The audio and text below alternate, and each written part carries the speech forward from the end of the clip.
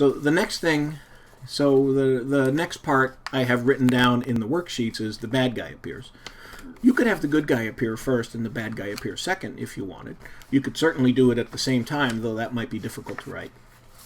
So in the bad guy appears, what I talk about in the pages here is that we're going to see Karkin, the Wither King, and we're going to learn about Karkin and why he's so mean and why he's nasty, and we're going to show that he's evil so that the reader will want to hate this guy and they will love to hate him. So it's important to show that. You got to show it, not tell it. You don't explain that he's evil. You don't say Karkin is evil because he likes to do this and that and this and that. No, that's telling, and telling is not necessarily a good way to write. You want to show it. So I'm going to have Karkin do something.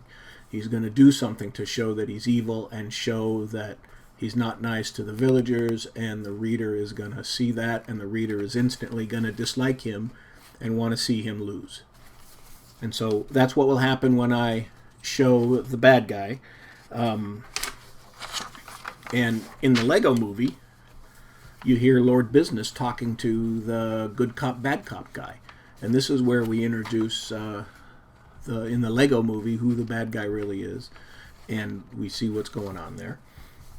And it's a great scene. If you haven't seen the Lego movie, you should. It's really a fantastic movie. And then you may want to show the good guy after that. And so you show more of the backstory of the good guy and his troubles and the difficulties he has and his character arc and his flaw. You want to give some backstory information, but backstory is like description. If you give a lot of backstory, you can just kill the story. You can slow it down so that it's really boring. I read one book on character development that says you should write the biography of every one of your characters before you start your story. And that's what I do. I take the characters and I write their biography from when they're born all the way to this point. Maybe I write the biography of their parents as well, so that I can have a good idea about the family life that this child grew up in, so I understand why he responds the way he responds. And what happens with a lot of authors is they fall in love with those biographies and they want to stick them in their books.